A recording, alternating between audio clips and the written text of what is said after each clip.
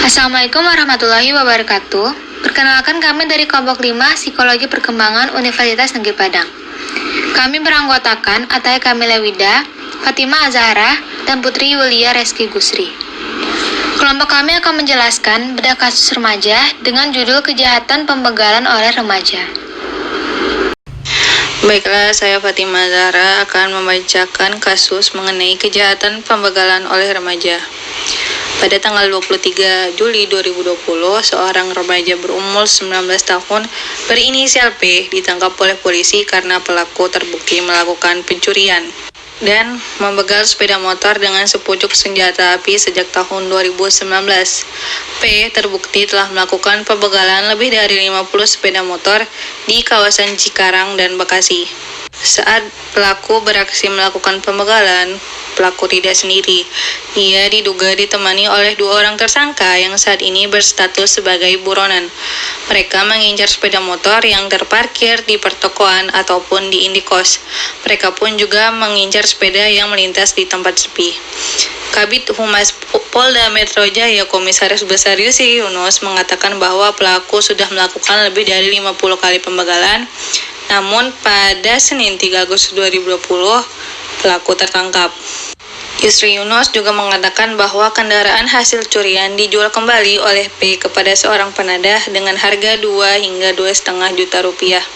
Saat ini pun, polisi masih mengejar penadah serta 2 orang lainnya yang tergabung dalam komplotan tersebut.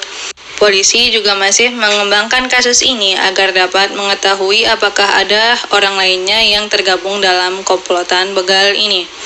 Para pelaku saat ini dijerat oleh pasal 363 KUHP tentang pencurian dengan kekerasan.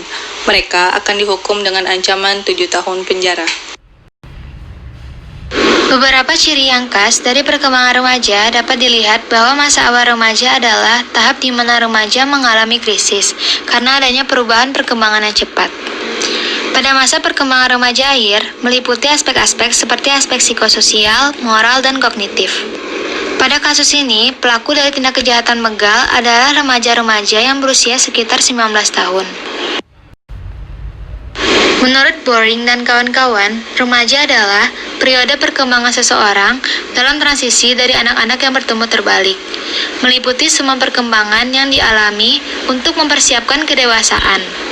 Dan menurut Monks dan kawan-kawan, remaja adalah waktu di mana individu mengembangkan tanda-tanda penyalahgunaan yang pertama kali terlihat, perkembangan psikologis yang diderita, dan mengidentifikasikan pola-pola kanak-kanak menuju masa dewasa. Seiring dengan perubahan dari ketergantungan sosial dan ekonomi penuh kepada keadaan kemandirian.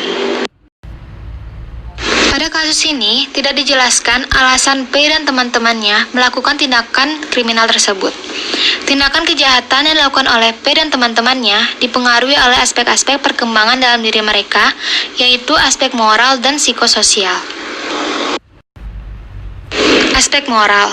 Dilihat dari aspek moralnya, remaja-remaja tersebut tidak memiliki rasa bersalah sama sekali, karena mereka sudah melakukan tindak kejahatan tersebut berulang kali. Para remaja tersebut tidak memiliki rasa belas kasihan kepada korbannya. Para remaja tersebut mengalami keterlambatan penerapan moral yang menyebabkan mereka tidak peduli terhadap perilaku yang benar ataupun yang salah. Mereka tidak mempertimbangkan moral sehingga mereka tidak bertanggung jawab atas perilaku yang mereka lakukan. Defisiensi moral menyebabkan para remaja tersebut tidak memiliki kekuatan untuk mengenal, memahami, mengendalikan, dan mengatur tingkah laku yang salah dan jahat. Aspek psikososial. Dilihat dari aspek psikososial, para remaja tersebut nekat dan tidak memiliki perasaan takut. Mereka juga tidak dapat merasakan bagaimana perasaan orang yang mereka begal tersebut. Remaja tersebut tidak takut melakukan tindakan berbahaya untuk mendapatkan apa yang mereka inginkan. Lingkungan pergaulan yang menyimpang juga dapat mempengaruhi tindakan remaja tersebut. Dan tindakan para remaja tersebut dapat dipengaruhi oleh hubungan sosial dengan keluarga ataupun dengan orang-orang di sekitar mereka. Nah, saya akan menjelaskan beberapa faktor penyebab kenakalan remaja. Faktor pertama yaitu faktor ekonomi dan sosial. Nah, seperti yang kita ketahui, bahwa kenakalan remaja dapat ditimbulkan oleh lingkungan sosial serta keadaan ekonomi yang tidak stabil. Kenakalan remaja dapat juga disebabkan oleh lemahnya lembaga negara, lemahnya sistem pendidikan, lemahnya fasilitas layanan umum, ataupun lemahnya ikatan kekeluargaan. Di sisi lain, kurangnya lapangan pekerjaan ataupun sempitnya lapangan pekerjaan dapat memicu kenakalan remaja. Kayak misalnya gini, remaja nih lagi butuh uang, terus dia mau kerja gitu kan. Habis itu karena kurangnya lapangan pekerjaan sama sempitnya lapangan pekerjaan tuh dia nggak bisa gitu dapat uangnya, karena mungkin dia lagi butuh uangnya cepat. Akhirnya dia melakukan tindakan-tindakan yang melanggar hukum dan melanggar norma, kayak misalnya dia nipu orang ataupun dia mencuri gitu. Nah, tuh di sisi lain salah satu faktornya yang memicu kenakalan remaja itu juga dapat disebabkan oleh jumlah kebutuhan remaja yang lebih tinggi ketimbang dari pendapatan dari remaja itu sendiri. Yang hal tersebut dapat memicu remaja untuk melakukan kejahatan. Faktor kedua yaitu faktor keluarga. Nah, kenakalan remaja itu dapat disebabkan oleh ketidakharmonisan dalam keluarga, kurangnya kasih sayang, pendidikan yang terlalu keras, kontrol orang tua yang kurangnya atau bahkan komunikasi yang buruk antara anak dan orang tua, serta mungkin lingkungan dari pergaulan si anak. Nah, hal-hal tersebut dapat memicu kenakalan remaja. Oleh karena itu, peran orang tua tuh sangat penting. Anak tuh gak hanya sebagai sebuah tanggung jawab yang diberi makan yang cuman di gimana ya, kayak tumbuh besar gitu. Anak tuh gak cuman itu, tapi juga sebagai manusia yang diberi pendidikan mengenai nilai-nilai norma dan moral. Nah, tentu saja kunci utama dari sebuah keluarga adalah komunikasi yang terjalin baik antara orang tua dan anak, sehingga anak dapat terhindari dari kenakalan remaja. Kontrol serta pengawasan dari orang tua juga berperan penting dalam pembentukan kepribadian anak, sehingga anak dapat tetap terjaga dari kenakalan remaja. Besar kemungkinan anak yang mengalami tindak kekerasan serta kurangnya kasih sayang membuat anak melakukan kenakalan remaja untuk mendapatkan perhatian. Faktor ketiga yaitu faktor budaya. Nah, peran dari budaya ini sendiri yaitu sebagai suatu identitas suatu bangsa, karakter suatu bangsa, ataupun ciri khas dari suatu bangsa. Budaya juga berperan sebagai pengarah nilai dan norma pada manusia. Perilaku menyimpang yang disebabkan oleh rusaknya nilai dan norma dapat menjadi salah satu faktor dari kenakalan remaja itu sendiri. Adanya budaya kekerasan menjadi bagian yang tidak terlepaskan dari rusaknya nilai sosial. Nah, jadi budaya kekerasan itu bisa dikatakan sebagai dampak dari rusaknya nilai sosial. Yang keempat yaitu faktor media. Nah, dapat kita ketahui sendiri bahwa media juga berperan terhadap timbulnya kenakalan remaja. Media menyampaikan secara nggak langsung kekerasan kepada remaja dengan memberikan konten yang berisi kekerasan seperti film dan berita. Mungkin maksud penyampaian dari film dan berita ini bagus, kayak misalnya kan kalau berita kan ya mau ngasih informasi gitu, sedangkan kalau film kan ya sebagai hiburan. Lagian kalau misalnya ada kekerasannya kan udah disensor gitu sama KPI. Nah, namun gak bisa dipungkiri bahwa ada orang-orang yang cuman bisa nangkepnya tuh ya kekerasannya doang gitu. Nah, karena hal tersebut media tuh membuat anak secara nggak langsung membuat anak berpikir bahwa kekerasan merupakan hal yang menunjukkan keberanian, sehingga anak akan melakukan tindak kekerasan tersebut. Di sisi lain kan ada media sosial. Media sosial itu juga dapat membuat anak terlena, sehingga membuat anak melupakan tanggung jawabnya sebagai pelajar. Faktor krisis identitas. Krisis identitas merupakan salah satu faktor yang sangat kuat pengaruhnya atas terjadinya tindakan kriminal remaja.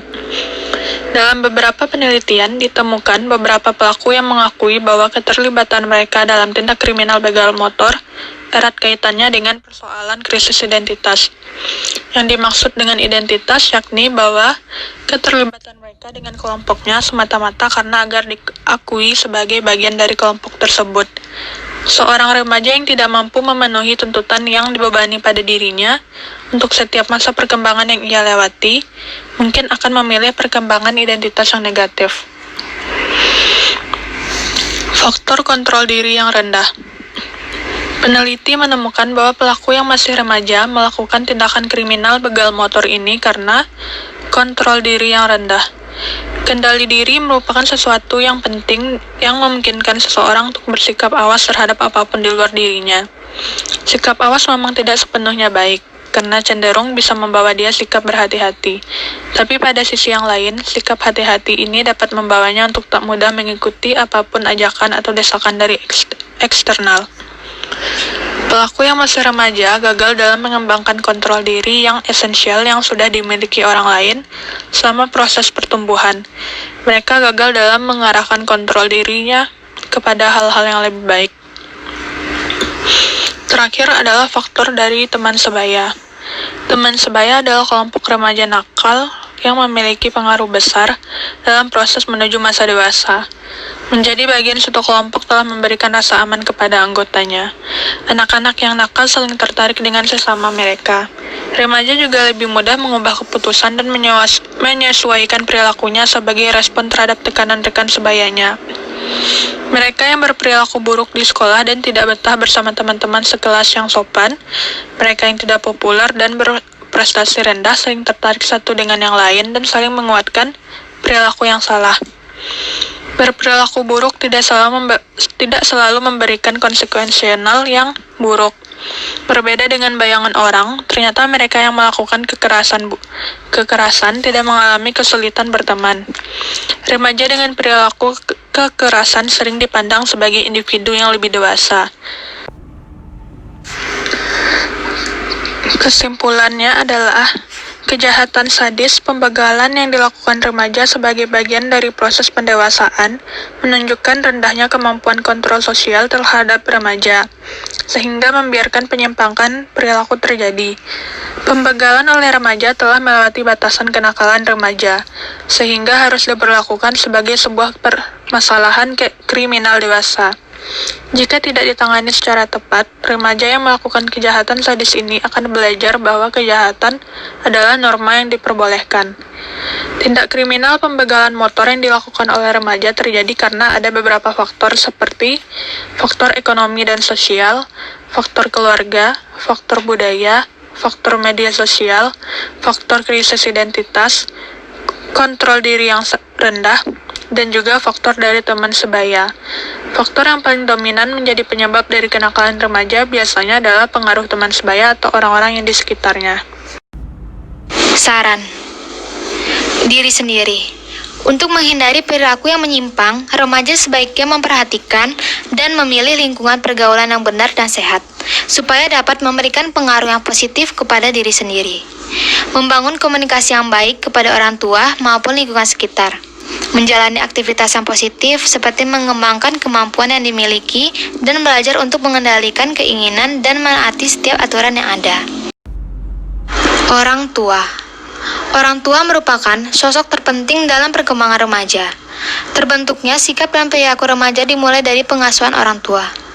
Orang tua harus dapat membimbing anak-anaknya untuk berperilaku yang baik.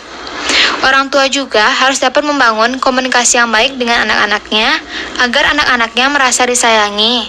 Dan orang tua hendaknya mendengarkan anak-anaknya supaya anak-anaknya merasa diperhatikan dan tidak melakukan pemberontakan.